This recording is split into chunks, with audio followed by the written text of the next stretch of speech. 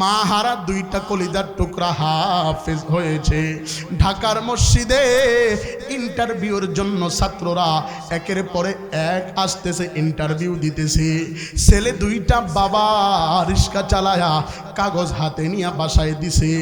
তার বোন ছোট মানুষ, ছেলে দুইটা কাগজ খুলে দেখে বড় মসজিদ ঢাকা মুহাম্মদপুরের বড় মসজিদে খতমে তারাবির আহমেদ চলতেছে, সে জায়গায় ইন্টারভিউ চলতেছে। ঢাকার বড় বড় মাদ্রাসা, যাত্রাবাড়ি মাদ্রাসা, ফরিদাবাদ মাদ্রাসা, ঢালকানগর মাদ্রাসা, বড় বড় জামিয়া মাদানিয়া বারিধারা মাদ্রাসা, সাইদনগর মাদ্রাসা, বসুন্ধরা মাদ্রাসা, বড় বড় মাদ্রাসার হাফেজরা এসে এত বড় মসজিদে ইন্টারভিউ দিয়েছে। ইন্টারভিউ সমাপ্ত হয়ে গেছে এক শুক্রবারে। পরের শুক্রবারে রেজাল্ট দিবে। ওলামাই কেরাম সবাই মিলে মসজিদে বসেছে, সবার সার্টিফিকেটটা সামনে, ফলাফল ঘোষণা করবে। আজকের এই দিনে যারা বিজয় হবে, যার তেলাওয়াত যত সুন্দর, যার তেলাওয়াত যত ভালো হবে, যার ইয়াদ যত বেশি থাকবে, তাদেরকে এই মসজিদে তারাবির নামাজের জন্য অনুমোদন দেওয়া হবে, তাদেরকে সিলেক্ট করা হবে। সবাই মিলে বসেছে, জুমার নামাজ সমাপ্ত। উলামায়ে কেরামরা মসজিদের দরজা জানালা বন্ধ করে দিয়া বসে হাফেজদের ইন্টারভিউ নিয়েছে, রমজানের তারাবি পড়বে। কিন্তু ওই রিস্কাওয়ালার দুইজন গরীব, পায়ের ভিতরে দীর্ঘ শীর্ণ জুতা, সেই অনেক দূর, সেই নারায়ণগঞ্জ থেকে হেঁটে হেঁটে ঢাকা মুহাম্মদপুর বসিলায় এসে তাকায়া দেখে মসজিদের দরজা জানালা বন্ধ হয়ে গেছে। আগের দিন ইন্টারভিউ হয়ে গেছে, আগের জুমায়। পরের জুমায় শুক্রবারে এসে দরজায় নক দিছে।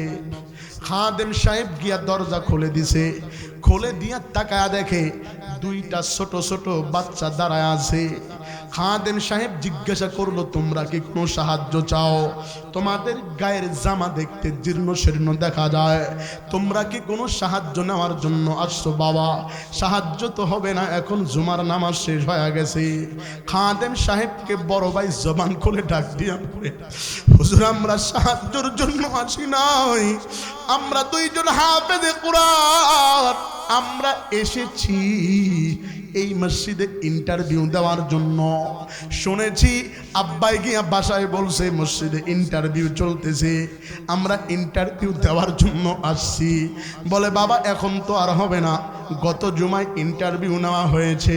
আজকে তো যারা গত জুমায় ইন্টারভিউ দিয়েছে তাদের আজকে ফলাফল ঘোষণার সময়, সবাই ভিতরে বসে ফলাফল দেখতেছে কাকে নিয়োগ দেওয়া যায়। বাবা, তোমরা চলে যাও, দেরিতে আসছ। নাসর বান্দা দুইজন সেখান থেকে সরে না। খাদেম সাহেব যখন তাদের সাথে চিল্লাচিল্লি করতেছে, ভিতরে ইমাম সাহেব ডাক দিয়া বলে, খাদেম, বুঝলাম না আপনি কার সাথে কথা বলতেছেন? খাদেম যায় বলে, হুজুর, ঘটনা হলো এটা, দুইটা ছেলে আসছে ইন্টারভিউ দেওয়ার জন্য, আমরা তো গত জুমায় ইন্টারভিউ নিয়েছি। ইমাম সাহেব ডাক দিয়া বলে, এটা তো এখন হবে না, বারণ করে দাও। পাশেই মুয়াদ্দিস সাহেব বসা ছিল, দাঁড়ায়া ডাক দিয়া বলে, না না, কোরআনকে নিয়ে কোনো তালবাহানা হবে না, যদি ইন্টারভিউ দিতে আসে তাদেরও ইন্টারভিউ গ্রহণ করা হবে, তাদেরকে ঘরে ডাকো এবং তাদের কাছ থেকে ইন্টারভিউ নেওয়া হবে। দুনিয়ার কোনো দিকে খেয়াল করবা না, পায়ের দিকে তাকায়া দেখে পায়ের জুতাটাও ছিঁড়া। খাদেম ডাক দিয়ে বলে, বাবা আয়। দুইজন কোরআনের হাফেজ, আপন দুই ভাই, ঘরের ভিতরে আল্লাহর ঘরে ঢোকার পর সেখানে ইউনো সরকারি কর্মকর্তা মসজিদের মুতাল্লি হুলসেরে বসা, সেও বসা, ওলামায়ে কেরামরাও বসা। সব আলেমরা ডাক দিয়া বলে, বাবা, তোমরা কি জানো না গত জুমায় ইন্টারভিউ হয়েছে, আজকে কেন আসছো? ডাক দিয়া বলে, হুজুর, আমার বাবা বড় গরীব, টাকা নাই, আমরা গাড়ি দিয়েও আসবার পারি নাই, টাকা নাই, হেঁটে হেঁটে নারায়ণগঞ্জ থেকে আমরা মুহাম্মদপুরে এসেছি, আমরা ফজরের পরে বের হয়েছি দুই ভাই, আমরা আসছি। হুজুর, আমরা জানি না, ভুল হয়ে গেছে। বলে, বাবা, তাহলে যেখান থেকে পারো একটু তেলাওয়াত করে শোনাও। দুইজন হাফেজের একজন ডাক দিয়ে বলে, না না, আমরা তেলাওয়াত করলেই তো আর আপনি নিবেন না, এটাকে তো ইন্টারভিউ বলে না, আপনারা আমাদেরকে কোরআনের যে কোনো জায়গা থেকে প্রশ্ন করেন, আমরা উত্তর দিব। আওয়াজ দিয়া বলা যাবে কি মারহাবা? জীবনে কত হাফেজ দেখেছি ভাই। লালমনিরহাট জেলার ভিতরে 3 জন সুনামের শহীদ হাফেজ ছিল, যারা একা একা পুরা খতমে তারাবি পড়ায়। এখন হয়তো বা আরো অনেকেই বের হয়েছে, তার ভিতরে একজন হাফেজ আজহার, এরকম আরো 2-1 জন আছে। দুনিয়ার কোন দিকে খেয়াল করবেন না, মনোযোগ লাগান। 2টা মাসুম বাচ্চা দাঁড়ায়া বলে, হুজুর আমরা তেলাওয়াত করলেই তো আপনি আর আমাদেরকে নিবেন না, আমরা তেলাওয়াত করব না, আমাদেরকে প্রশ্ন করেন।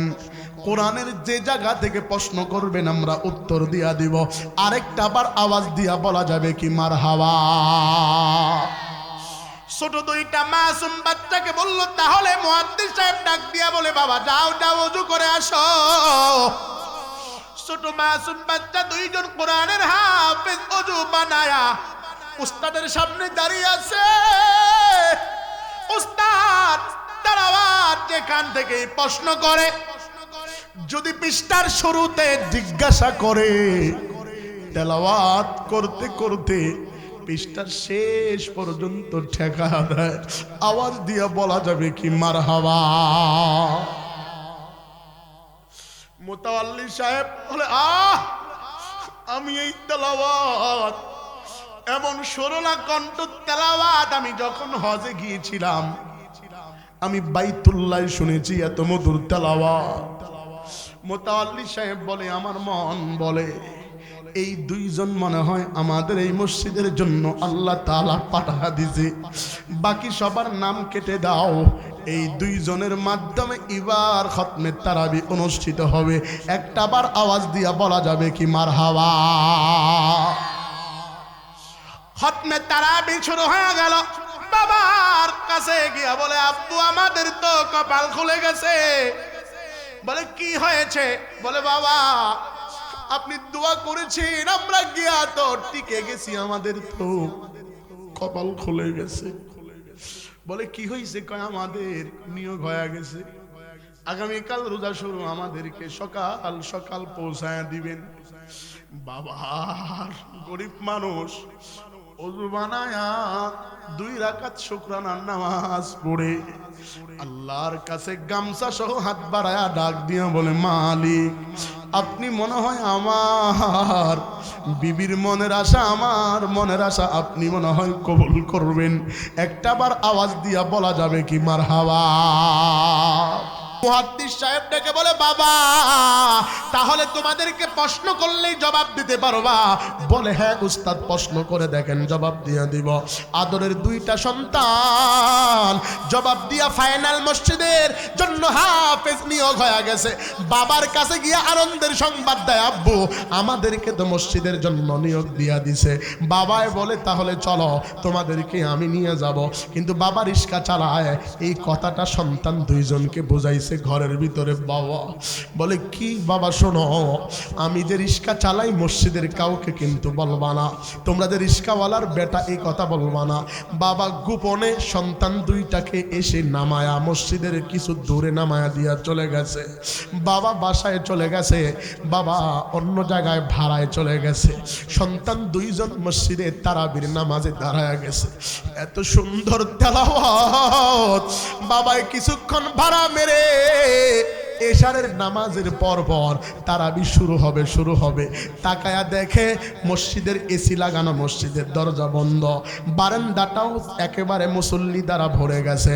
বাবা বেহায়ার মতো পিছনে এসে রিস্কাটায় তালা লাগায়া বারান্দায় দাঁড়ায়া সন্তানের পিছনে খতমে তারাবির নামাজ পড়ে। তারাবির নামাজ যখন শেষ হয়ে যায়, বাবা আগেই বের হয়ে চলে যায়, সন্তানের সামনে গিয়ে দেখা দেয় না, সন্তানকে বুঝতেও দেয় না,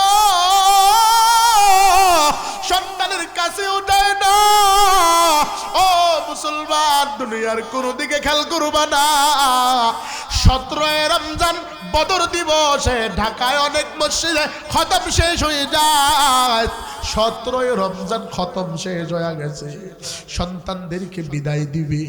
সেদিন মোতাওয়াল্লি সাহেব বলছে, বাবা আজকের এই দিনে তোমার আব্বাকে আসতে বলবা, তোমার আব্বারে দেখতে চাই। কোন বাবা আর সন্তান তোমরা, কার কপালে এত সুন্দর, তারে আমরা একটা নজর দেখতে চাই। বন্ধু খুব মনোযোগ, তারা বিরা আমেজ যখন চলে, বন্ধু কোনো দিকে খেয়াল করবা না। সন্তান দুইটার জবানের তেলাওয়াত এত সুন্দর ছিল।